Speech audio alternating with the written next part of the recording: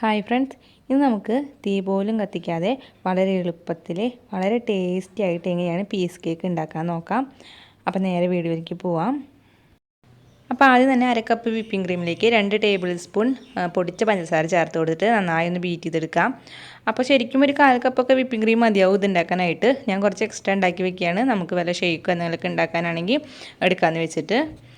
അപ്പോൾ നല്ല സ്മൂത്തായിട്ട് ബീറ്റ് ചെയ്ത് കഴിഞ്ഞാൽ പിന്നെ നമുക്കിതൊന്ന് മാറ്റി വയ്ക്കാം. ഇനി ഞാനിവിടെ ഹൈലൈറ്റിൻ്റെ ഇതേപോലത്തെ കേക്ക് എടുത്തിട്ടുണ്ട്. വാനില കേക്കാണ് എടുത്തേക്കുന്നത്. അപ്പോൾ ഞാൻ ഇതേപോലത്തെ ഒരു പാക്കറ്റാണ് എടുത്തേക്കുന്നത്. ഇതിൽ 13 പീസ് ഉണ്ട്. അപ്പോൾ ആദ്യം നമുക്കൊരു ട്രേയിൽ ഒരു കേക്ക് വെച്ച് കൊടുക്കാം. ഇതിൻ്റെ മേലെ നമുക്ക് വിപ്പിംഗ് ക്രീം ഇട്ട് കൊടുക്കാം. പിന്നെ വീണ്ടും ഇതിൻ്റെ മേലെ കേക്ക് വെച്ചിട്ട് നമുക്ക് വിപ്പിംഗ് ക്രീം മേലെ വെച്ച് കൊടുക്കാം.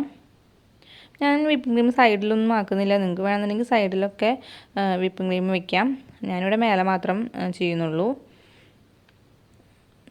ഇനി ഞാനൊന്ന് ഡെക്കറേഷന് വേണ്ടിയിട്ടും പിന്നെ നമ്മൾ കേക്ക് കഴിക്കുമ്പോൾ ചെറുതായിട്ടൊക്കെ ഒന്ന് കടിക്കാൻ കിട്ടാൻ വേണ്ടിയിട്ട് ഇതേപോലത്തെ ചോക്കോസ് എടുത്തിട്ടുണ്ട്.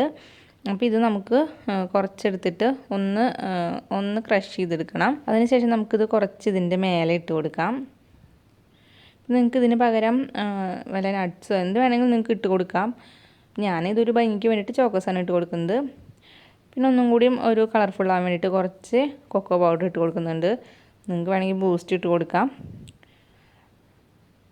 ഞാനിതിൻ്റെ മേലെ ഒരു ചെറിയും കൂടി വെച്ച് കൊടുക്കുന്നുണ്ട്. അപ്പോൾ വളരെ സിമ്പിളായിട്ട് ഉണ്ടാക്കാൻ പറ്റുന്ന ഒരു പീസ് കേക്കാണല്ലോ ഇത്.